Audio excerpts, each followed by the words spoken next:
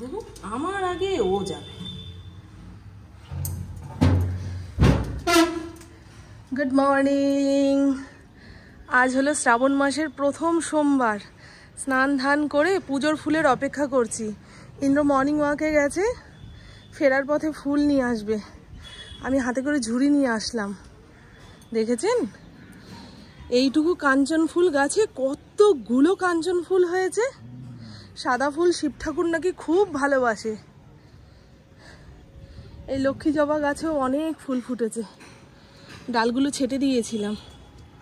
ও বাবা, এই জবা গাছেও তো অনেকদিন পরে একখানা ফুল হলো গো। ফুলের সাইজগুলো অনেক ছোট হয়ে গেছে। অন্যান্য বছর সারা শ্রাবণ মাস জুড়ে আমরা নিরামিষ খাওয়ার চেষ্টা করি, তবে এবছরে শ্রাবণ মাসের শুধু সোমবারটা নিরামিষ মানব। নাহলে কি হয় বলুন তো, পুপু টিউশনে যায়, ইন্দ্র কাজে কর্মে বেরোয়, ওদের সোমবারের কথা মাথায় থাকে না। এটা ওটা সেটা খেয়ে এসে জিভ কেটে দাঁড়ায়, ও মা আমি তো ভুলেই গেছি এটা খেয়ে নিলাম। ইন্দ্র বলে, ও মামন আমি এটা খেয়ে নিয়েছি জানো তো। মানে ওই সারাদিন নিরামিষ খাওয়ার পরে এই রাতে এটা ওটা সেটা খেয়ে ঘরে ফেরে পাপবোধে ভোগে। আর মামন বেচারি ঘরে বসে চিন্তা ভাবনা করে বের করতে পারে না, আজ কি নিরামিষ রান্না করব, কাল কি নিরামিষ রান্না করব। সেই মাথায় আলাদা রকম একটা চাপ। এমনি শ্রাবণ মাসে দেখবেন সবজিপাতি কম থাকে, বর্ষার ওয়েদার না থাকলেও সবজির অনেক দাম হয়। ইন্দ্র আসুক, একসঙ্গে ঠাকুর পুজোয় বসবো। ঠাকুর ঘরটা মুছে মাছে রেডি করে এসছি, কখন আসবে কে জানে। এই লোকটা রাস্তায় বেরোলে না আর বাড়িতে আসার কথা খেয়াল থাকে না। আমি ফুলের অপেক্ষা করছি, নাহলে পুজোয় বসে পড়তাম। যতটুকু হতো হতো, তারপরে ইন্দ্র এসে যোগ দিত। এত রোদে আমার ক্যামেরা এক্ষুনি টুকুস করে বন্ধ হয়ে যাবে। এই বেশি রোদ নিতে পারে না গো, বুঝলেন। লক্ষ্মী জবা গাছে কতগুলো জবা হয়েছে। সকালে যে একটুখানি ধুনোর ধোয়া দেব, কি করে হবে। কালকে ঝপড় ঝুপুর বৃষ্টি না হলে আমি ইন্দ্র বেরোতাম। দশকর্মা ভাণ্ডার থেকে এই প্যাকেট করা নারকোল ছোবড়া আনলে বেশ অনেক দিন যাবৎ চলে যায়। এক একটা প্যাকেটের দাম নেয় 10 টাকা করে। ওই 10খানা প্যাকেট কিনে আনলেই পুরো 3-4 মাস চলে যাবে। এই গরমটা নেওয়া যাচ্ছে না। সবাই বলছে নাকি বর্ষাকালে তো বৃষ্টি হলো না, শীতকালে নামবে বৃষ্টি, নিম্নচাপ। আমার আবার শীতকালের বৃষ্টি ভালো লাগে না, মন খারাপ হয়ে যায় গো। এমনিই শীতের জন্য ঘর থেকে বেরোতে পারি না, তারপরে যদি বাইরে এরকম বৃষ্টি থাকে, ভবিষ্যতের কথা ভেবে এখনই আমার শোক উঠে গেছে। পুজোর সময় হলেও বাবা মেনে নেওয়া যাবে না। পুজোতে ঠাকুর দেখতে বেরোই বা না বেরোই, এই বৃষ্টির ওপরে নির্ভর করবে মানুষের রুজি রোজগার। যারা ওই স্টেশন মার্কেটের দুই পাশে মানে ফুটপাতে দোকান লাগায়, বৃষ্টি হলে তো আর কেনা বেচাও হবে না, মানুষজন বেরোতেও পারবে না। সব দিকেই অসুবিধা। যেই সময়ের যেটা সেটা সেই সময় না হলেই বিপদ আছে। ছোট্ট একটা ফ্যান হাতের কাছে থাকলে যখন খুশি চালাও, আবার প্রয়োজন মিটে গেলে নিভিয়ে দাও। ইন্দ্রও খুশ, আমারও গরম লাগবে না। এটা নিচের ঘরেই পড়েছিল। একটা টাইমে রান্নাঘরে এই ছোট পাখাটা চালিয়ে রান্নাবান্না করতাম। এখন তো বড় পাখাটা নিয়ে গেছি, ভালো করে পরিষ্কার করতে পারলাম না। সবে স্নান টান করে এসছি তো, এই ঝুলমুল ঝাড়তে গিয়ে আমি হয়ে যাব কাদা কাদা।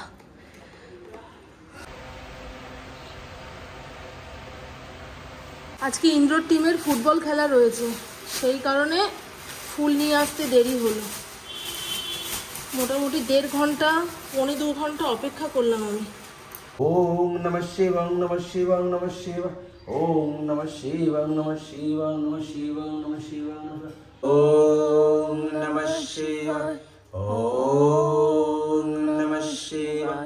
এক এক রকম বিস্কুট দিয়ে কৌটো ভর্তি। এই বিস্কুটটা রাখার জন্য আর জায়গা পেলাম না, তাই প্যাকেট ধরে খাচ্ছি। খাওয়া হয়ে গেলে গার্ডার মুড়ে রাখছি। ও মা, তুমি আবার বৃষ্টির হ্যাচলাতে ভিজছো? সারা গায়ে ঘা হলে কি করবে? বাবু চলে ছবি তোলা যায় তো আমাদের দেখে না, তোমার পার্টি আছে। আজকে মাথার মধ্যে একটা রেস চলছে, খালি মনে হচ্ছে কতক্ষণে রান্না বান্না শেষ করব, রান্না শেষ হয়ে গেলেই আজকের কম্পিটিশন জিতে যাব। কারণ ইন্দ্র 2টোর সময় খেতে আসার কথা রয়েছে। যতক্ষণ না রেঁধে বেড়ে টেবিলের উপরে রাখতে পারছি ততক্ষণ মনের শান্তি নাই। এই তো কেটে নিয়েছি, ঝিঙা কেটে লবণ মাখিয়ে রেখে দিয়েছি, যেটুকু এক্সট্রা জল বেরিয়ে গেলে কড়াইতে দেওয়ার সঙ্গে সঙ্গেই মজে যাবে। ঝিঙে পোস্তর মধ্যে বেশি জল কাটলে সেই জল শুকাতে গিয়েও দেখবেন অনেকটা সময় লেগে যায়। আলু কেটে নিয়েছি, 2 বেলা ঝিঙা পোস্ত বানালাম। কিন্তু প্রত্যেকদিন বলে 2 বেলা রান্না একসঙ্গে করে রাখবে, রাতের দিকে আর রান্নাঘরে আসতে হবে না। আমার ইদানিং সারা বডির তুলনায় মুখে এত ঘামের পরত পড়ে যাচ্ছে, পুরো চ্যাটচ্যাটে লাগছে, মনে হয় সাবান শ্যাম্পু দিয়ে মুখের চামড়া ঘষে মেজে তুলে ফেলি, তাহলে শান্তি লাগবে। দেখুন খানিকক্ষণ অন্তর অন্তর মুখে চোখে জল দিচ্ছি, যতক্ষণ না সাবান দিতে পারছি ওই তেল ছিটে ভাবটা যাচ্ছে না, ওটাতেই আরো অস্থির হয়ে যাচ্ছি, ভালো লাগছে না। আগে আমরা কাঁচা পেঁপে অল্প একটুখানি তেঁতুল দিয়ে মেখে ঝুঁকে খেতাম। আজকে এই আনারসটাকে কেটে ফেলতে হবে, আনারস তো কাটতে পারি না, দেখি চেষ্টা করব কিভাবে কাটে। এভাবে কাটবো, জয় গুরু।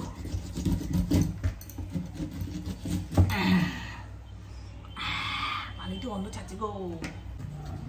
কত মোটা করে আনারসের চোখলা ফেললাম, তবুও চোখগুলো আমার দিকে তাকিয়ে রয়েছে। সবাই বলে চোখ পেটে গেলে গলা চুলকায়, কি হবে বলুন তো? কোনো অসুবিধা হবে না তো? আমি তো এর থেকে ভালো করে আর কাটতেই পাচ্ছি না। ফলওয়ালারা এত সুন্দর করে আনারস কাটে, গায়ে একটা ডিজাইন তোলে, এই চোখগুলোর কাছে একটুখানি উঁচু উঁচু হয়ে থাকে।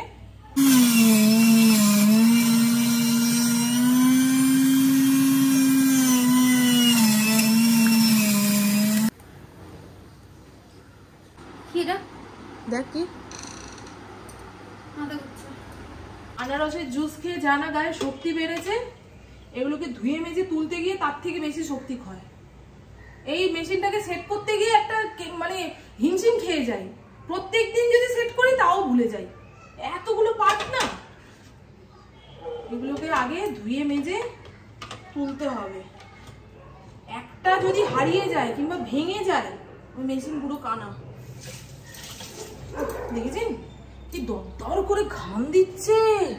হ্যাঁ, বর্ষাকালে এরকম বৃষ্টি হওয়ার পরে যদি মানুষজন গরমে ও মাগো বাবাগো করে, তাহলে বৃষ্টি হওয়ার দরকার নেই ভাই। মনে হচ্ছে অন্য কোনো জায়গায় বৃষ্টি ভুল করে এখানে চলে এসেছে, একটু ঝাপুর ঝুপুর হচ্ছে, আবার জায়গা মতো। বর্ষাকালে বৃষ্টি এটা নয় ভাই। ওরে ভাই দে, ঘেমে যাচ্ছি, এত ঘামলে না কেমন অস্থির অস্থির লাগে। উচ্ছে সেদ্ধ দেবো ভুলে গেছি, জানো, ভাত তো হয়েই আসলো। চলেন এবারে চটপট চটপট করে রান্না করে নিই। অ্যামাজনে একখানা স্টিলের কড়াই অর্ডার দিয়েছি। এর আগের দিন বুবু জুডিও থেকে জামা কাপড় কিনেছে, আমাকে ইন্দ্র বলছিল তুমি কিছু কিনবে না? আমি রান্নাঘরের জন্য একখানা কড়াই কিনতে চাই, জো আজ্ঞা হুজুর বলে আমার হাতে টাকা ধরে দিয়ে দিয়েছে।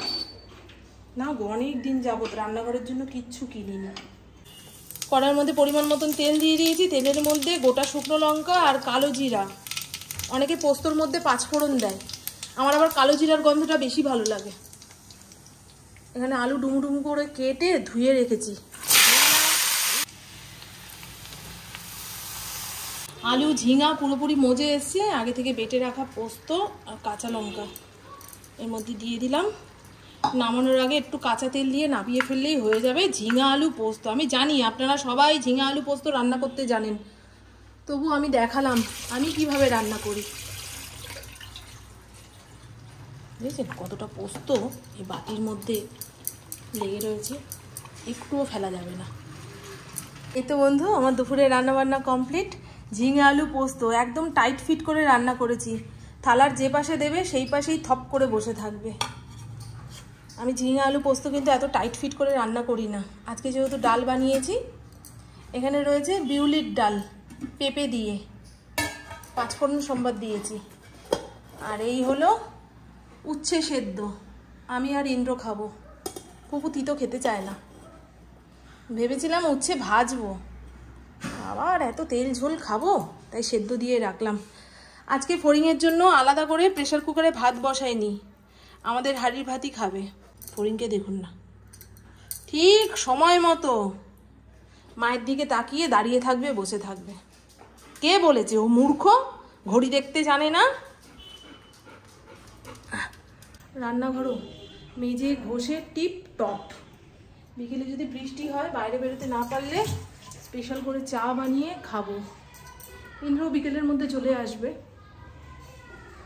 এখন তো আর রাতের দিকে সাব ডিভিশনে যাচ্ছে না। রাস্তাঘাট এরকম ভেজা থাকলে না গাড়ির চাকা স্লিপ করে। আর আমার বাড়ি থেকে সাব ডিভিশন প্রায় অনেকটা দূর। সেদিনকে নাকি চাকা স্লিপ করে একদম পড়ে যাচ্ছিল অবস্থা।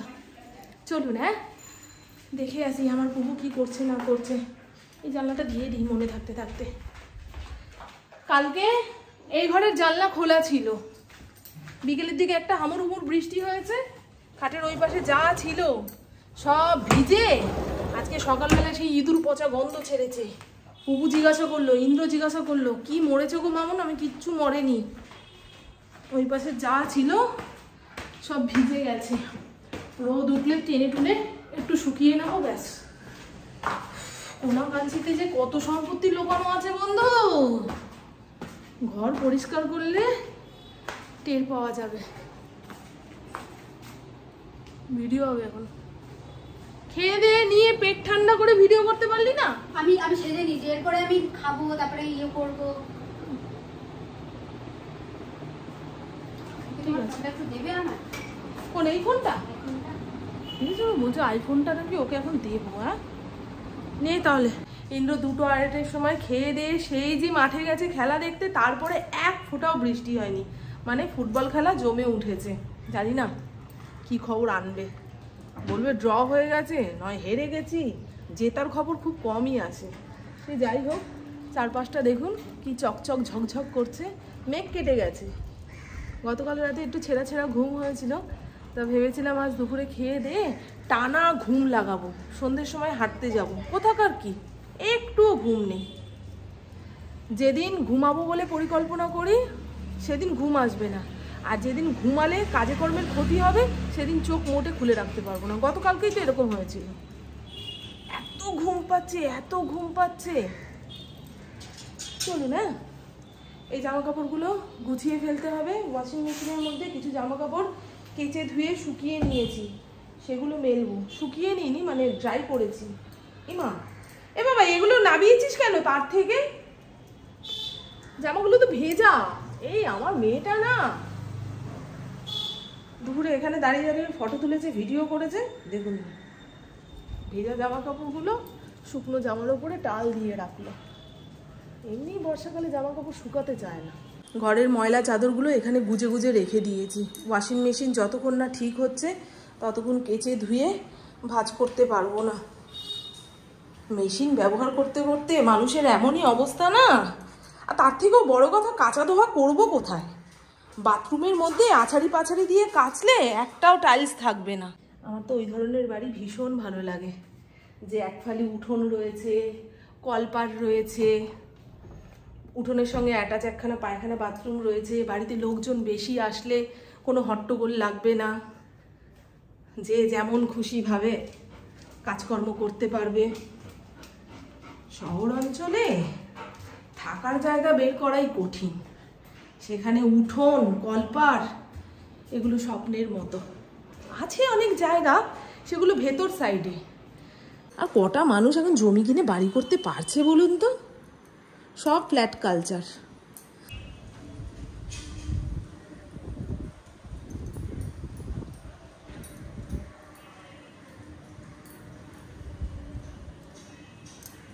আপনাদের একটা জিনিস দেখাই। আজ দুপুরবেলায় এই লাল পলার আংটিটা পরে নিয়েছি।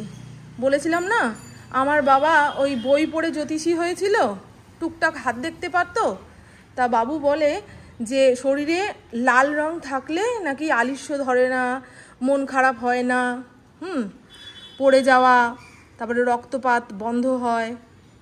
আমার তো ইদানিং এইরকমই সময় চলছে, আলিস্য লাগছে, মন খারাপ লাগছে, সেই কারণে লাল জামা তো সবসময় পরে থাকতে পারবো না, লাল পলার আংটিটা পরে নিয়েছি। এই আঙুলেই তো পরে নাকি, এটা আমারই আংটি কিন্তু। হস্তিনাপুরের বাড়িতে থাকাকালীন ইন্দ্র বানিয়ে দিয়েছিল যাতে আমার ফাড়া কাটে। আজকে যেটুকু বৃষ্টি হয়েছে 10-5 মিনিটের জন্য বেশ ভালোই হয়েছে, তবে আরেকটু ভালো হওয়ার দরকার ছিল। বর্ষাকালের যে বৃষ্টিটা আমরা চাইছি সেটা এখনো পর্যন্ত হলো না। ইন্দ্র সবে মাত্র বাড়িতে আসলো, আমি তো ভেবেছিলাম আজকে একটু হাঁটতে বেরোবো, তা বলছে রাস্তাঘাটে বৃষ্টি বাদল হয়ে যা কাদা কাচড়, তুমি কোথায় যাবে হাঁটতে, এই কদিন আর বেরিয়েও না। আর আমাদের এখানে ছিটে ফোটা বৃষ্টি হলে না পোলের লাইটগুলো জ্বলে না, আমি যেই রাস্তা দিয়ে হাঁটবো সেই রাস্তার লাইটও হয়তো বন্ধ, অন্ধকার রাস্তা দিয়ে আধা ঘন্টা 1 ঘন্টা হাঁটা যায় না। যেদিন দুপুরে তাড়াতাড়ি খাই সেদিন তো 6টা 6:30টার সময় খেয়ে নিলাম, তারপরে অত রাত্রিরে ঘুমালে পেটের মধ্যে চুঁ চ্যাঁ ডাকতে থাকে। আর আমি একটা জিনিস খেয়াল করেছি বন্ধু, যেদিন অনেক রাত করে ঘুমাবো সেদিনই আমি রাতে আজে বাজে নেগেটিভ স্বপ্ন দেখি, ভোরবেলায় তাড়াতাড়ি ঘুম ভেঙে যায়। মহেশচন্দ্র দত্ত আমাদের এলাকার নামকরা মিষ্টির দোকান, অনেক পুরনো দোকান। এই দোকান থেকেই রাধাবল্লভ তার হাতের বালা বাঁধা দিয়ে মিষ্টি কিনে খেয়েছিল। আর এই মিষ্টির দোকানেই না ছানার মুরগি পাওয়া যায়। কি সুন্দর ছানার মুরগি, কারা কারা খেতে ভালোবাসেন একবার কমেন্ট বক্সে জানাবেন। মনে হয় পনিরগুলোকে টুকরো টুকরো করে কেটে মিষ্টির জলে চুবিয়ে রেখেছিল, একদম হালকা মিষ্টি। আমি কড়া মিষ্টিগুলো খেতে পারি না এখন।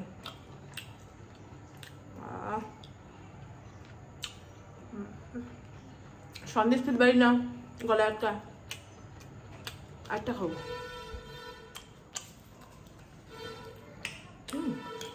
5খানা এনেছিল, তার মধ্যে 3টে আমিই খেয়ে ফেললাম। পুবু খেতে যায় না, পুবু আমার অন্যরকম।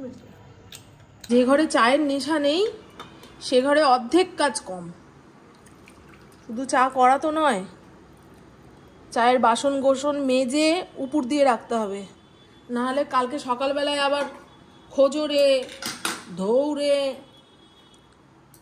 আর সুজাতার জন্য আমি এই কাপকুপ রাখি না, কাজের মানুষ, হুটোপাটিতে কাজ করতে গিয়ে যে কোনটা ভেঙে ফেলবে এমনি হিসাবের কাপ।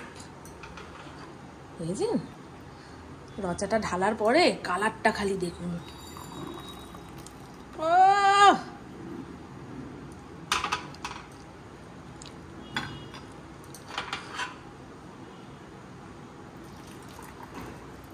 আসো আমা, চ চ চ চ চ, বিশাল বড় আসর বসবে, চায়ের সঙ্গে টা তো লাগবেই, সঙ্গে আড্ডা দেওয়ার মতন 2-3 জন থাকলে চায়ের স্বাদ 4 গুণ বেড়ে যায়।